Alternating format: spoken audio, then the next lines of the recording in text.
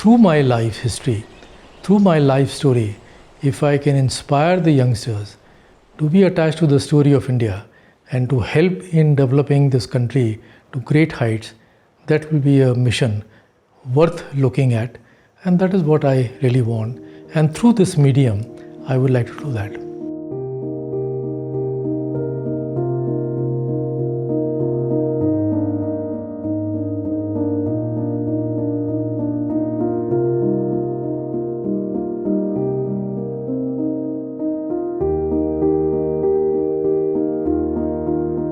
My name is Anil Rajani. I run this small NGO called Nimkar Agriculture Research Institute. I was born and raised in Lucknow in 1950s, early 1950s, and did my schooling in St. Francis High School, which was a very good missionary school. And from there I went to IIT Kanpur for my BTech and MTech, and from there I went to United States to do my PhD in mechanical engineering.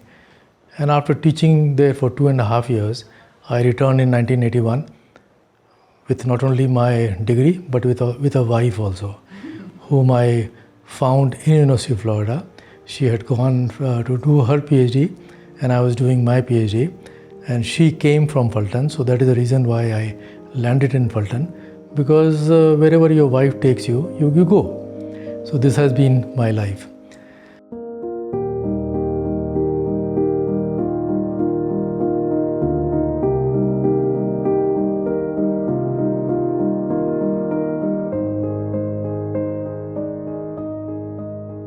I went to one of the best missionary school called St. Francis High School.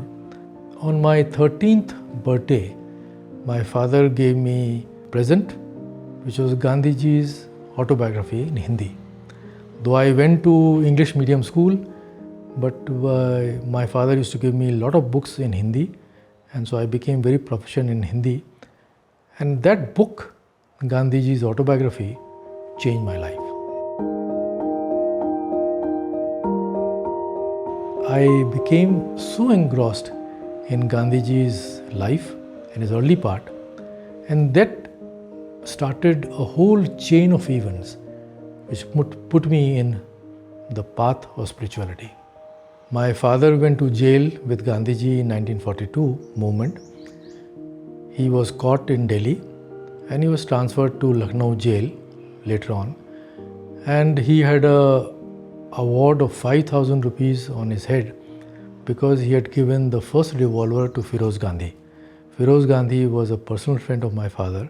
In fact, everybody who helped in making India were my father's friends because they were in the jail with him, and that inspired me very much.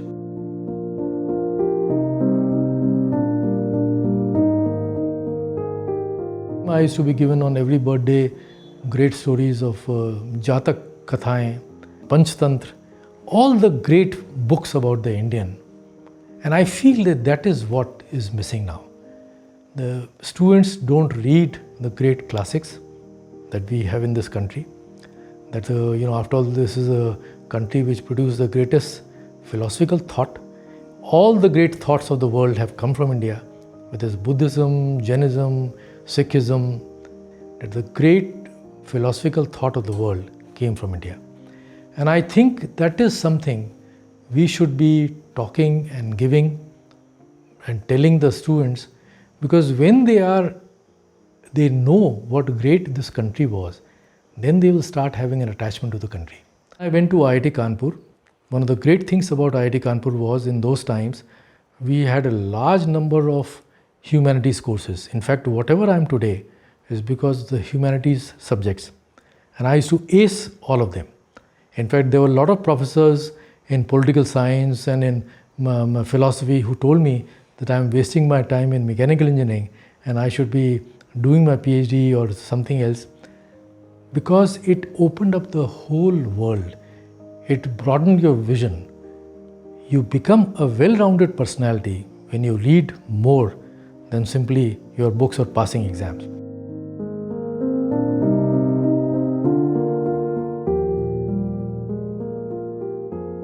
I wanted to be a teacher, And in order to be a teacher, you have to do your PhD. Then it's a very just, again, these are very coincidences which I just cannot explain.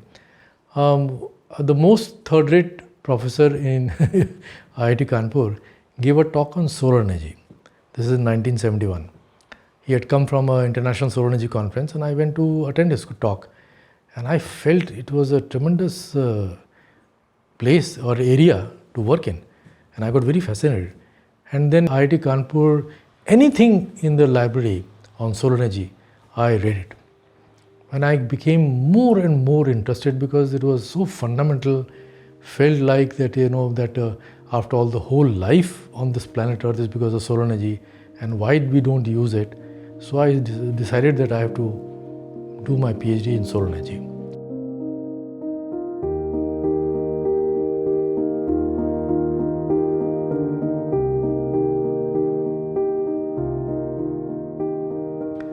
And I got a Government of India scholarship. That I was the first Government of India scholar to do my PhD in solar energy from India. So that was also a very remarkable thing. Then I decided where should I go, and then I did a lot of research in the university, in the IIT Kanpur library, and I found that University of Florida had a professor, Eric Farber, under whom I did my PhD, who was a very pioneering professor, very hardware oriented, because I wanted to do something which was hand, one could do with hand, not simply theoretical studies, because a lot of people were doing theoretical studies. And so I decided to go to University of Florida. In fact, the Ministry of Education, from where I got the scholarship, they said all our scholars go to MIT, Harvard, Berkeley. What is this University of Florida? So I said, I'm not going to university, I'm going to a professor. And that was what I did, and I never regretted it, because what I learned from him, I don't think any of my classmates learned from going to big universities. Because big universities, they do a lot of theoretical work. Their whole focus is on creating more and more of the research workers who will work in America, who will stay in America. The things that I learned with Eric Farber was to do work with hands, which I could then use it in India.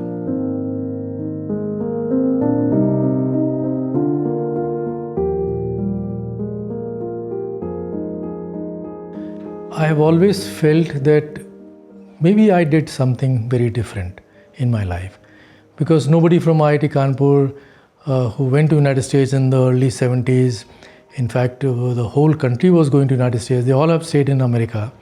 They have done very well in whatever field they are. In fact, some of the major players in Silicon Valley are my classmates. And yet I chose to return and came back to rural India. And I tell this to youngsters that please go abroad, because you can broaden your horizon, but come back. But this does not happen, because again their families, their peer, what is there in this country? You are there doing a very good job, you have a gadi bangla, all sort of things, but these are very minor, shallow things. If you really want to get good people, great Indians back, you have to attract them by telling them how to be attached to the story of India, how you can help. So when I came back because of arrogance and because of my stupidity. Because if I had been intelligent enough, I would have never come back. Phaltan was a place where you could not get anything. Sometimes to make even a long distance calls, I would hop on the bus, go to Pune, which took 4 hours in those ramshackle roads, make phone calls. That was Phaltan. And yet I left a very lucrative career. I was teaching in University of Florida, which was a very good university, and left everything. And so there was a Junoon, madness, because I believed in my life that you cannot do anything worthwhile without madness and without Junoon. And this has been the story of my life, which I would like to convey to the youngsters. When you have a Junoon is passion. When you have Junoon, then all other things vanish.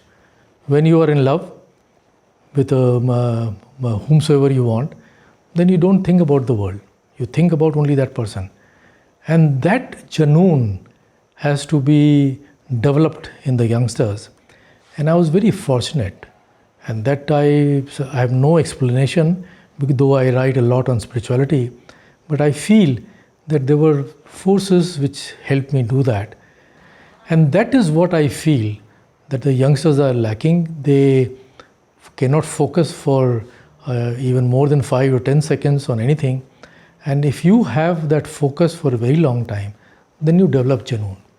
And when you develop Janoon, then all the things in the world become your experiments, your toys, because you want to discover. And that discovery was what made me stay in this Phaltan, which was a very overgrown village. I looked at the problems that I saw, which were happening there. When I came back, there was no electricity. There used to be 8 to 10 hours electric outages. At night, we would study or read under the old hurricane lanterns. And being a mechanical engineer, I started thinking why hurricane lantern has not been made better or improved. So that was my first job. That was my first project. How to improve the hurricane lantern. And probably we were the first people in the world to attack this problem of lighting, which was a very old lighting system. And we developed unique lanterns. Then I saw huge amount of sugarcane trash burning in whole of Phaltan Taluka, because sugarcane is a major crop. I thought it created a lot of pollution and it was such a waste of energy. So we developed a whole basis of biomass gasifiers. We developed a whole national policy for producing power from biomass. So these were the things, and once you get your feet or your teeth into all these things, then there's a Janoon just keeps on going up. Coming back to rural Maharashtra, it also simplified my life. It detoxified me. I was so much into the American way of life, with a high tech, with 1970s America and India, there was a difference of Zameen and Asman. India was in a very strange state. Today, India and a lot of developing countries are very close to American way of life, but in those times, and it was a very different India and Phaltan. To get anything, I had to write a letter. After a month, I would get a reply, and then but that allowed us to keep on focusing on our work. And when you live in a rural area, it simplifies your life, because there's nothing to do, to think, to whatever the deep thinking that you can do.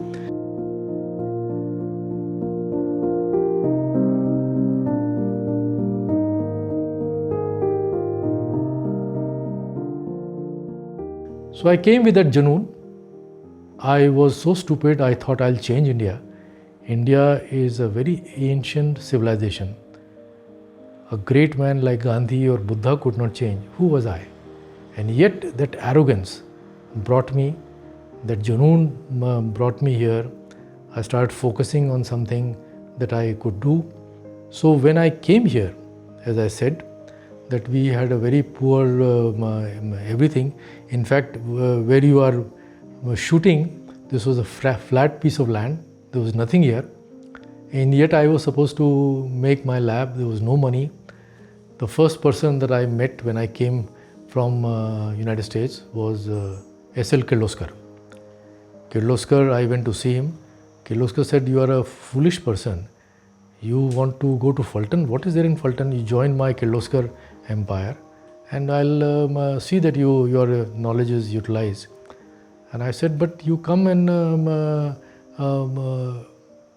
lay the foundation of my lab." So he sent his plane. In those times, Kirloskar and G.R.D. Tata were the only two people who had planes, their own planes. Now everybody has a plane.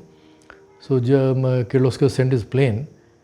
They circled over this where we are sitting, and he said, "There is nothing there." So I said, "You are going to lay the foundation stone and then we will build up something." So this is how it started. My hero has always been Einstein. I have been inspired by his history, his biography, his life. And Einstein said that if you want to focus on anything, you have to be in a lighthouse where there are no distractions and you can focus and do anything. This institute is a very small institute. There have been very little distractions. So I have been able to focus on the problems that I see in front of me and try to solve them. When we started the work on our gasification, the idea was that this sugarcane leaves which were being burned, can we produce useful energy from that? So we started in middle 1980s the work on gasification of sugarcane leaves. The top engineering schools, IIT Delhi, IIT Bombay, IIC Bangalore, they were all working on this. And we were the only one who solved it. An IIT Delhi professor came and he just could not believe. He says, we have been trying so much and we could not solve it. How you were able to solve it? I said, I don't have any distraction that you IITians have. So we worked continuously day and night and solved it.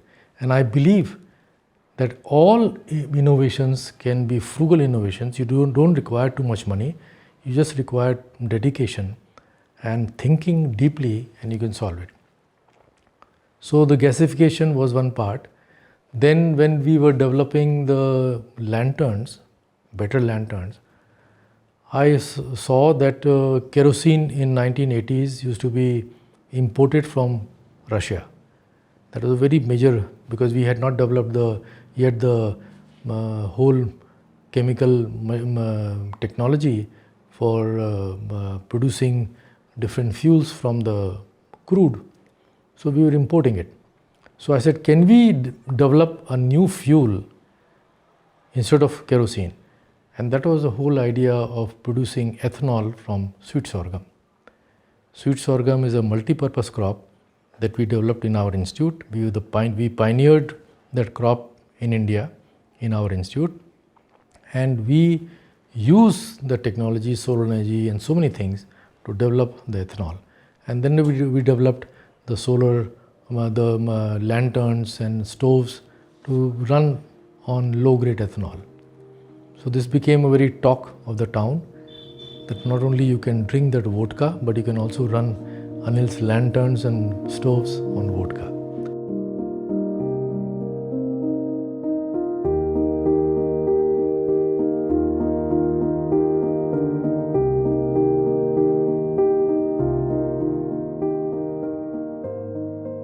Land stove development has a very interesting history. When we were working with these very poor laborers, they said in our hut we use this very polluting lantern which produces a lot of smoke. At the same time we are cooking on chulas which also produce a lot of smoke. So can you give something which can reduce the smoke? So naturally there is a huge program of smokeless chulas, etc. But we said that that is not engineering. So we had developed already our NARI lantern, and we found that the heat of that lantern was not being utilized. So we said that we will utilize that heat to cook a complete meal for a family of 4 or 5.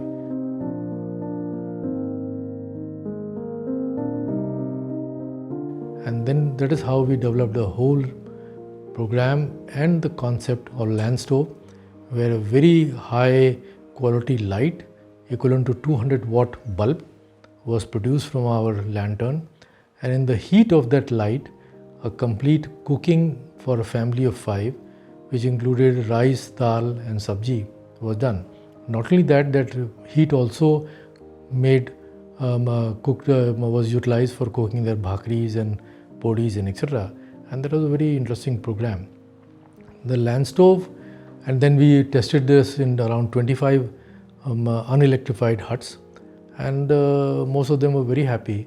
Naturally it used to be run on kerosene, and the kerosene was in short supply, ration, and there was a lot of things, so it didn't fly. And then came this induction cooking. And when electricity is supplied, then people went for induction cooking, which was without any smoke or etc. But that was a very remarkable experiment. While we were working with these unelectrified huts, we started talking to these people. We used to always talk to these poor people, and we found that they were spending 400 to 500 rupees per month on medicines.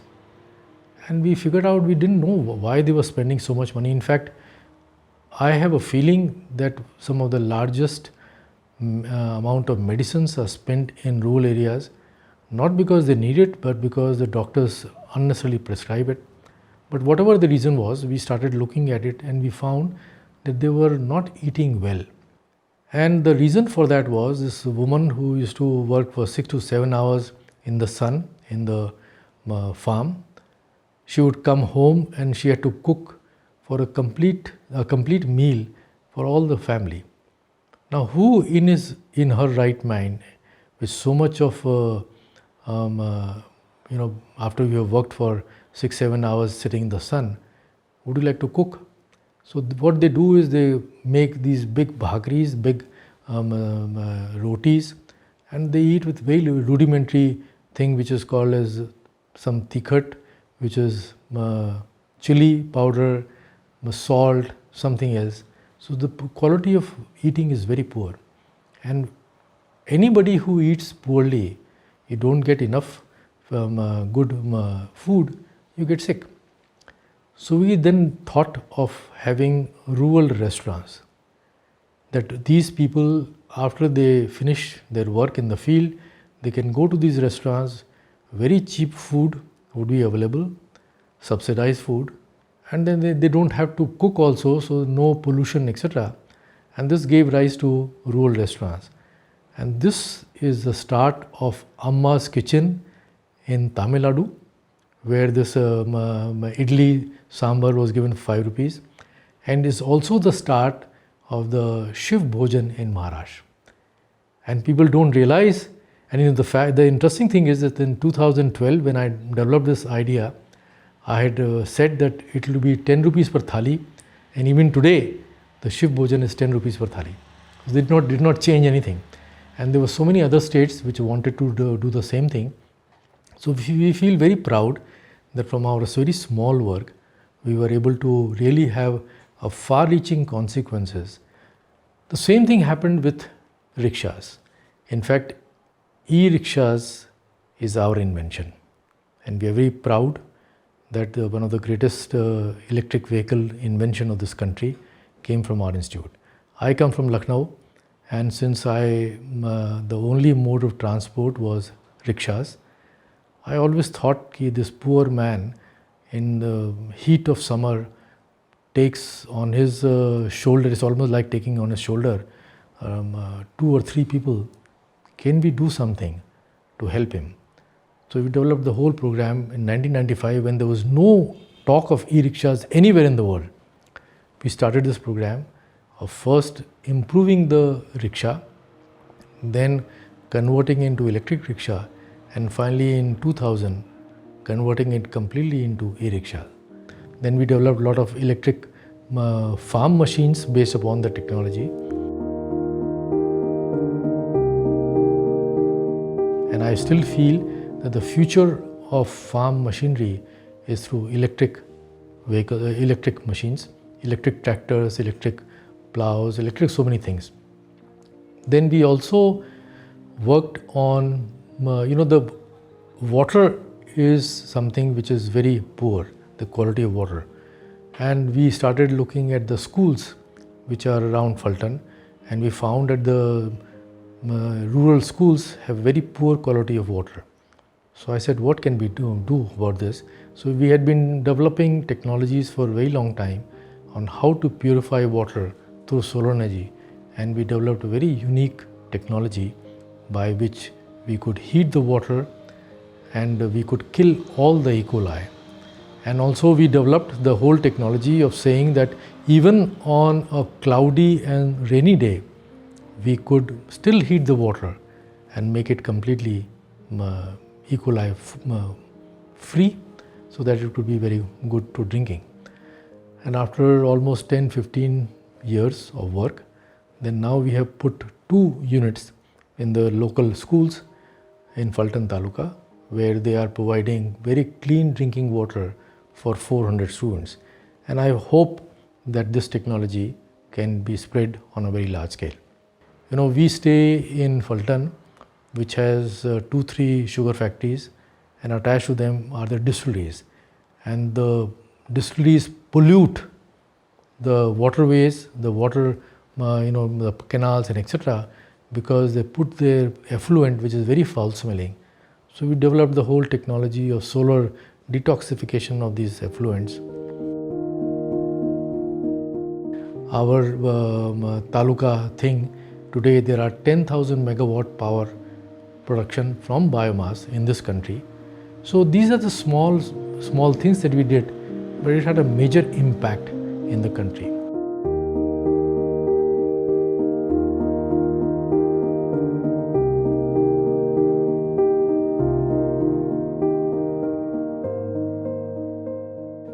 And while we were doing it, I said to myself that, listen, this is fine, but being the student and admirer of Gandhiji, I said I should also live my life according to what I preach. And that is where my sustainability started. And I live a very simple life, but I live in a sustainable manner. And one of the things is that how to cool your house or how to cool your office without air conditioning and with the least amount of energy. So we developed the whole passive cooling system, where we cover the roof with gunny sacks. We put water 2 times a day, and the evaporating water cools the roof, and you get a very cool air from the fan. Similarly, we use very little water. We try to conserve as much as possible. We use mostly internet for communication, so my travel is quite less. And in doing all this, I was able to find out that I was using 1/5 to 1/4 of the energy consumed by an average American, and I could still live a very nice and happy life. So this is how my work on the technology progressed.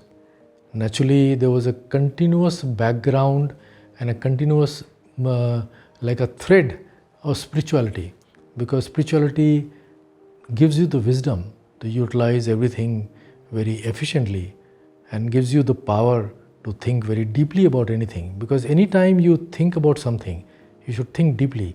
Why am I using it? You will wear only 1 shirt and 1 pant. What is the need to have 200 shirts and 200 pants? You will wear 1 pair of shoe. What is the need to have 50-60 pair of shoes, etc. and etc.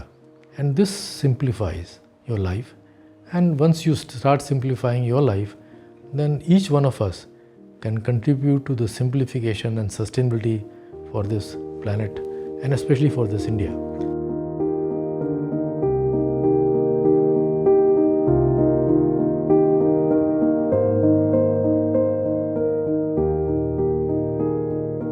What I want to tell through this medium is that when you have a powerful brain, then on whatever subject you work and whatever subject you put your brain, you create new thought, you create solutions. And so the most important thing is, how do we create powerful brains in the youngsters? And that can only come with focus, that can only come with concentration and Junoon. And when you do that, then you start thinking what is happening in your surroundings, how you can improve it. And when you improve your surroundings, you improve the country. And that is how you make the country great. We don't need to follow China, we don't need to follow America. We need to follow our own great philosophical thought.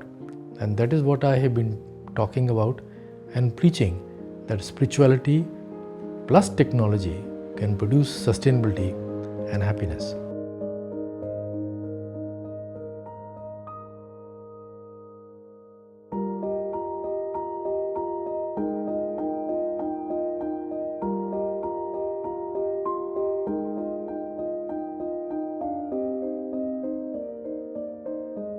Doctor Anil Kumar Rajvanshi, विज्ञान एवं engineering.